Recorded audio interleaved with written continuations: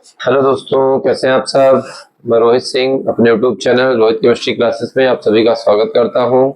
और आज हम लोग रासायनिक बलगतिकी में टॉपिक पढ़ेंगे। वो हम लोग पढ़ेंगे आणविकता और आणविकता के प्रकार और छद्म कोटि की अभिक्रिया या प्रथम कोटि की अभिक्रिया, जो हम लोग आभासीय अभिक्रिया पढ़ेंगे हम लोग। तो जल्दी से हेडिंग लगाएंगे।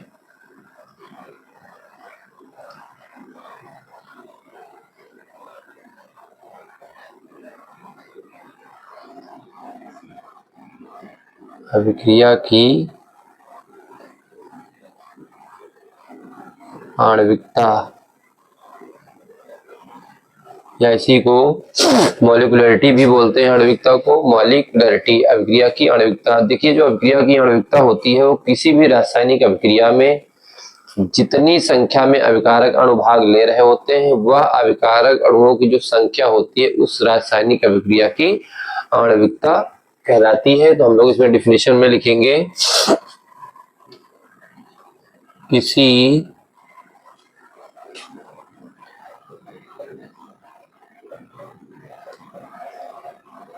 रासायनिक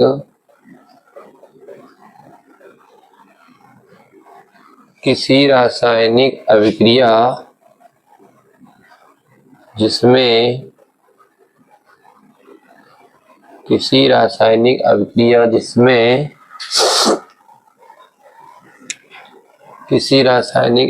जिसमें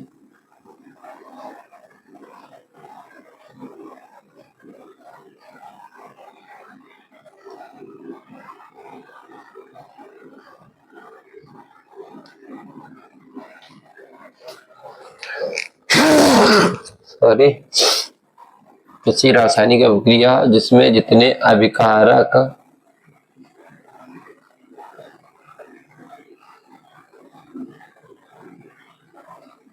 अणु भाग लेते हैं वह उस अभिक्रिया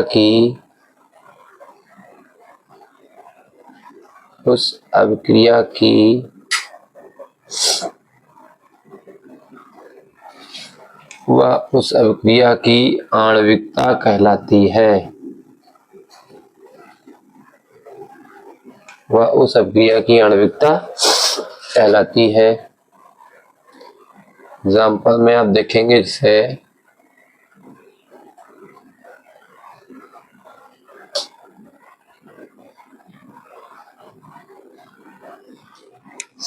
यहाँ पर हमारा जो है बन जाएगा N2 गैस के रूप में जो है बाहर हो जाएगी, प्लस जो बन जाएगा यहाँ से 2H2O बन जाएगा। तो इसमें देखेंगे जो अभिक्रिया की आणविकता है वो कितनी हो जाएगी, मॉलिक्युलरिटी इस रासायनिक अभिक्रिया की कितनी होगी। देखिए, अभिकारक अणु परिभाषा में क्या लिखा है, किसी रासायनिक अभिक्रिया जिसमें जितने अभिकारक अणु भाग लेते हैं। देखिए, इस रासायनिक अभिक्रिया में कितने अभिकारक अणु भाग ले रहे हैं, आगे कोई संख्या नहीं लगी होती है तो ये पूरा एक अणु माना जाएगा। यानी कि एक अणु रासायनिक अभिक्रिया में भाग ले रहा है और बना क्या रहा है, नाइट्रोजन और जल। तो हम उत्पाद से हमें नहीं मतलब है, आणविकता को डिसाइड कौन करता है, किसी भी रासायनिक अभिक्रिया में भाग लेने वाले अभिकारक अणुओं की संख्या ही उसकी आणविकता होती है। यहाँ पर आणविकता इस अभिक्रिया की कितनी हो जाएगी, 1। अगर दूसरा एग्जांपल देखें, जैसे अपना जो है 2HI हाइड्रोजन आयोडाइड के दो अणु हैं और ये क्या बना रहे हैं, आपके H2 प्लस बना रहे हैं I2। ठीक है, तो यहाँ पर भी देखेंगे जो अभिक्रिया की आणविकता है वो कितनी हो जाएगी। देखिए, अब यहाँ पर देखिएगा अभिकारक अणु की संख्या कितनी है, हाइड्रोजन आयोडाइड के दो अणु हैं, आगे 2 लगा है। ठीक है, तो इसकी आणविकता कितनी हो जाएगी, 2 हो जाएगी। कितनी हो जाएगी, 2 हो जाएगी। अब आप लोग देखेंगे कि आणविकता के आधार पर जो रासायनिक अभिक्रिया होती है उनके प्रकार कितने होते हैं। इसमें देखेंगे आणविकता के आधार पर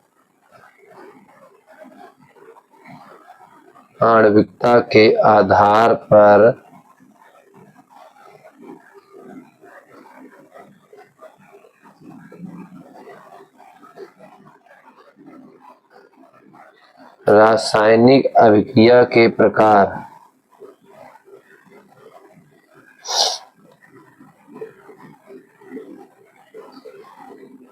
आणविकता के आधार पर रासायनिक अभिक्रिया के प्रकार। तो पहला प्रकार होता है एकाणुक अभिक्रिया। ऐसे एक अणुक भी बोलते हैं या एकाणुक अभिक्रिया। इंग्लिश में इसको बोलेंगे यूनी मॉलिक्यूलर रिएक्शन। ठीक है, देखिए एकाणुक अभिक्रिया वह रासायनिक अभिक्रिया होती है जिस रासायनिक अभिक्रिया की आणविकता कितनी होती है, एक होती है। तो यहाँ पर लिख लेंगे वह रासायनिक अभिक्रिया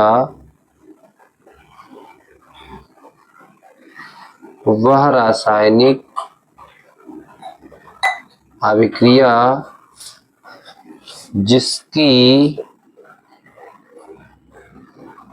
आणविकता एक होती है, इसकी आणविकता एक होती है, एकाणुक रासायनिक अभिक्रिया कहलाती है। एकाणुक रासायनिक अभिक्रिया एकाणुक रासायनिक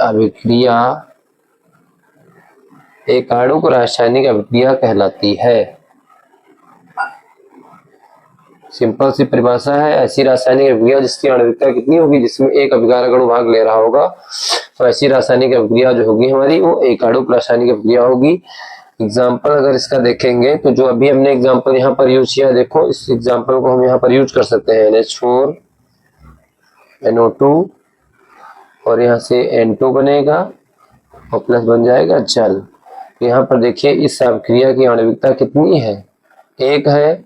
अतः यह जो एग्जाम्पल है किसका है, एकाणुक रासायनिक अभिक्रिया का एग्जाम्पल है। ठीक है, हम लोग जल्दी से स्क्रीनशॉट लीजिएगा, फिर हम लोग ऊपर से लिखते हैं।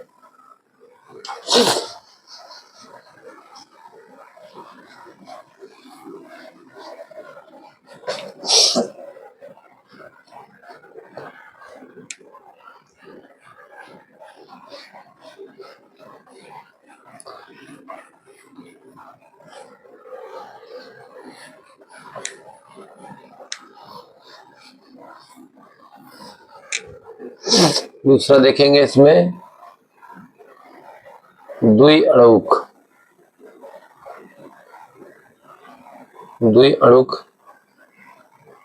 रासायनिक अभिक्रिया या द्विगुणिक अभिक्रिया। एक लोग इसको बोलेंगे बायो या बाई मॉलिक्यूलर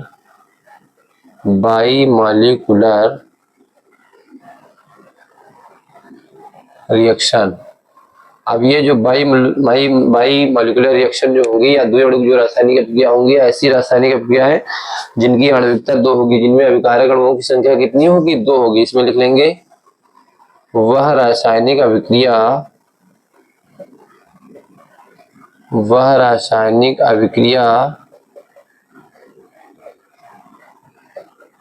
जिसकी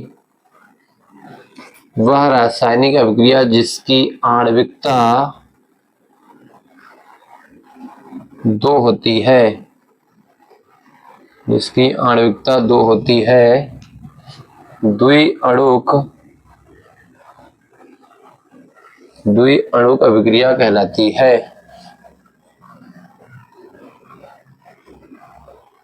द्विअणुक अभिक्रिया कहलाती है।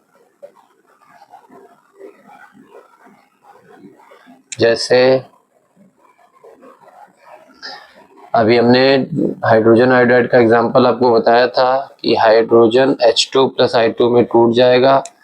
इस हिसाब से इस रासायनिक अभिक्रिया की जो आणविकता हो जाएगी, कितनी हो जाएगी, 2 हो जाएगी। तो ऐसी रासायनिक अभिक्रियाएं जिनमें 2 अभिकारक अणु भाग ले रहे हो, तो ऐसी रासायनिक अभिक्रियाएं हमारी द्विअणुक अभिक्रिया के अंतर्गत आती हैं। तीसरी अभिक्रिया देखेंगे त्रिअणुक अभिक्रिया या ट्राई मॉलिक्यूलर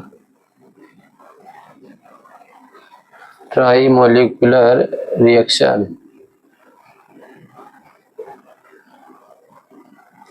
अब त्रिअणुक अभिक्रिया के अंतर्गत वह रासायनिक अभिक्रिया आएंगी जिनमें अभिकारक अणुओं की संख्या कितनी हो, 3 हो। तो इसमें लिख लेंगे वह रासायनिक अभिक्रिया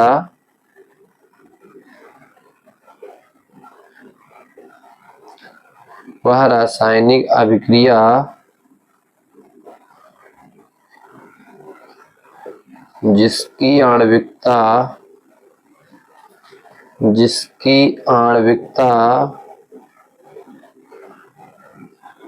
3 होती है, इसकी आणविकता 3 होती है। त्रिअणुक अभिक्रिया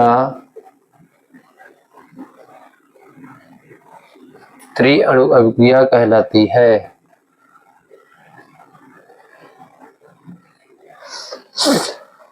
जैसे एग्जाम्पल इसका देख लेंगे,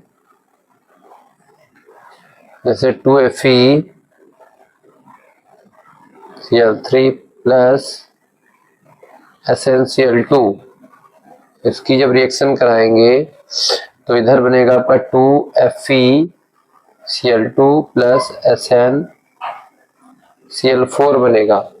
और आप देख रहे होगे इस रासायनिक अभिक्रिया में अभिकारक अणुओं की संख्या कितनी है, 2 ये अणु है और एक SnCl2 है। तो यहाँ पर आणविकता इस अभिक्रिया की कितनी है, 3 है। आणविकता कितनी है इस रासायनिक अभिक्रिया की, 3 है। इसलिए यह रासायनिक अभिक्रिया कैसी होगी, त्रिअणुक अभिक्रिया कहलाएगी, ट्राई मॉलिक्यूलर रिएक्शन कहलाएगी। और आप नोट करके लिख लीजिएगा, यहाँ पर नोट करके लिख लीजिएगा,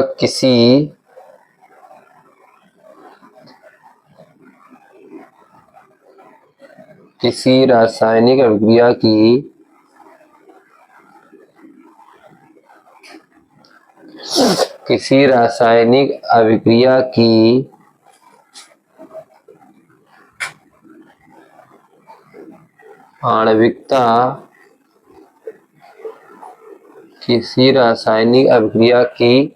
आणविकता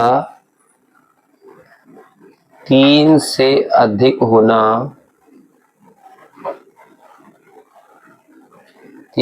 अधिक होना संभव नहीं होता है।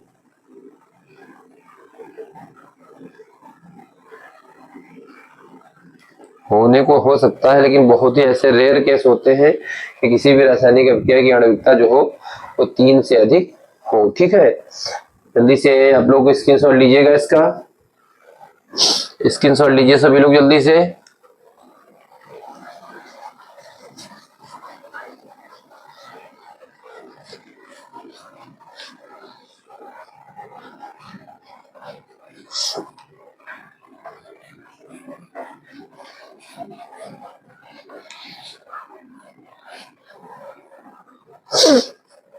देखेंगे हम लोग जो जटिल रासायनिक अभिक्रिया होती है, जरा इनके बारे में देखेंगे हम लोग। जटिल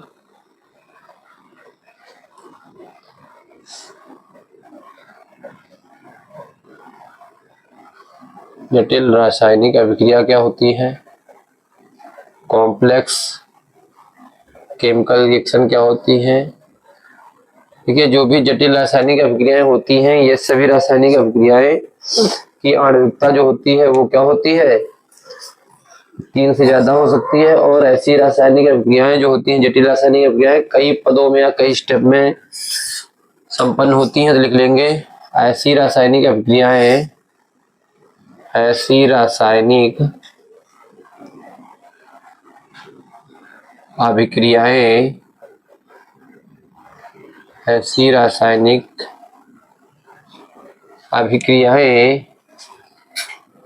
जो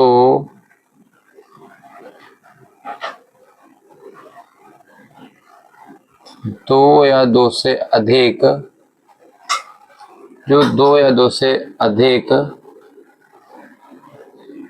पदों में संपन्न होती हैं,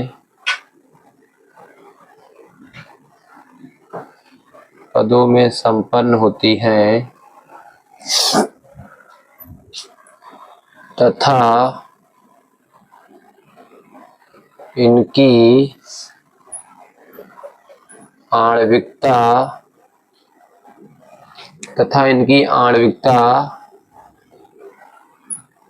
ज्ञात नहीं की जा सकती,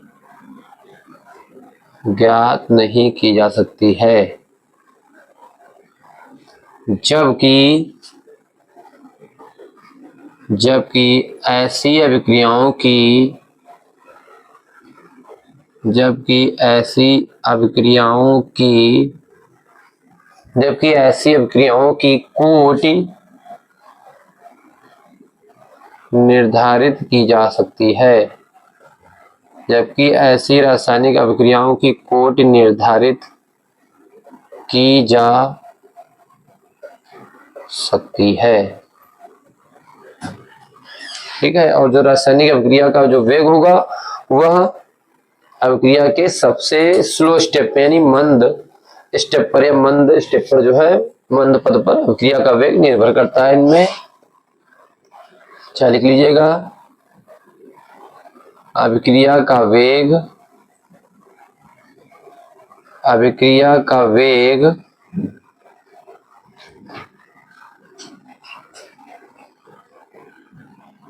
मंदतम पद पर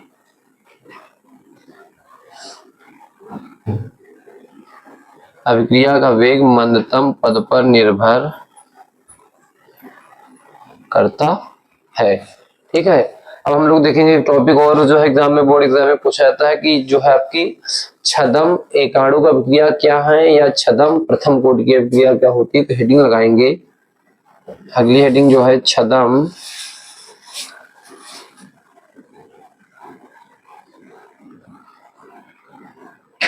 एकाणु का अभिक्रिया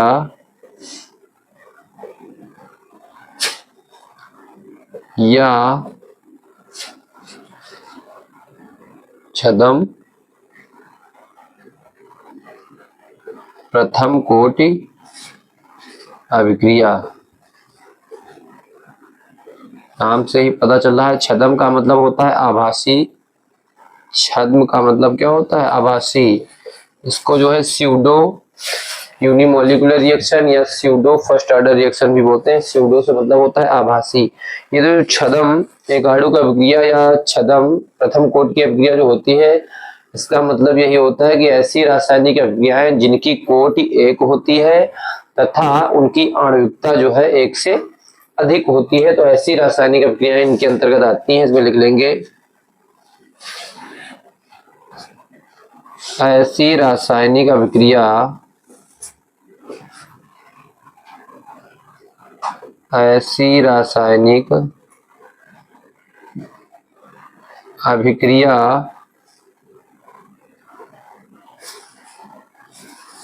जिसकी कोटि एक होती है, जिसकी कोटि कितनी होती है एक होती है, किंतु आणविकता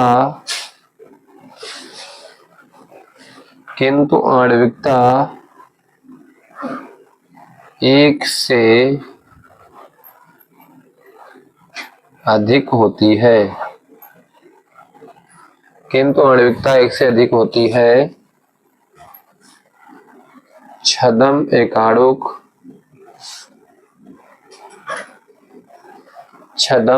एकाणुक अभिक्रिया या छदम प्रथम कोटि अभिक्रिया कहलाती है।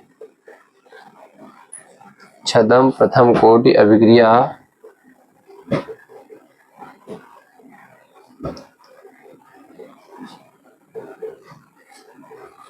कहलाती है। एग्जाम्पल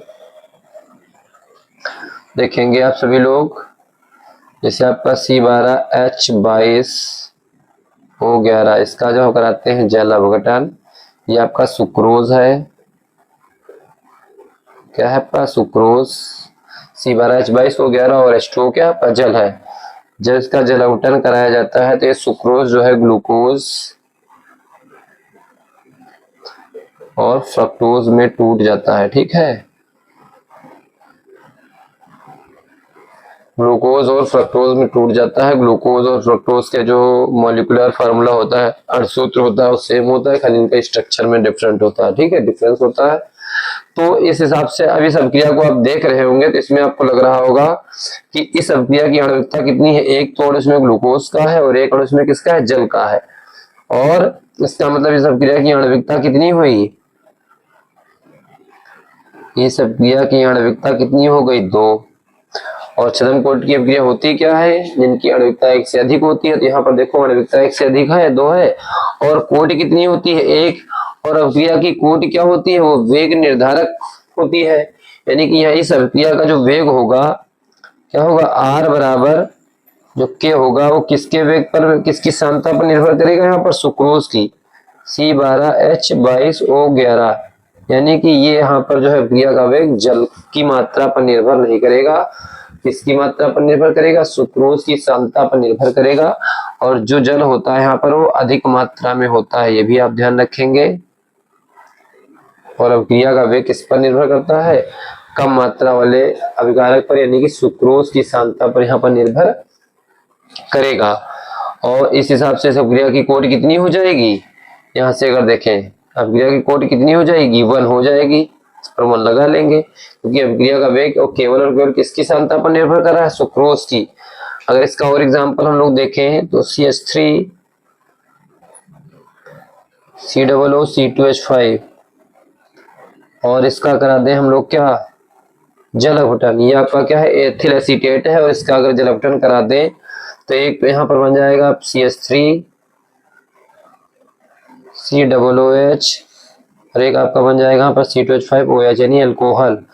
तो इसमें भी आप देख रहे होंगे अभिक्रिया की आणविकता तो 2 है, लेकिन अभिक्रिया का जो वेग होगा वो किसकी सांद्रता पर निर्भर करेगा, केवल एथिल एसीटेट की सांद्रता पर निर्भर करेगा। इसलिए इस अभिक्रिया की भी कोटि 1 ही होगी, आणविकता 2 होगी। इसलिए यह भी अभिक्रिया का जो उदाहरण है वो छद्म एकाणुक अभिक्रिया या छद्म प्रथम कोटि की अभिक्रिया का उदाहरण है। ठीक है, तो सभी लोग इसको देख लेंगे, बहुत इंपॉर्टेंट टॉपिक था, एग्जाम में पूछा जाता है। और सभी लोग वीडियो को लाइक जरूर किया करिए, और वीडियो को दोस्तों में शेयर जरूर किया करिए। और चैनल को अगर नए हैं तो आप हमारे चैनल को सब्सक्राइब कर लें।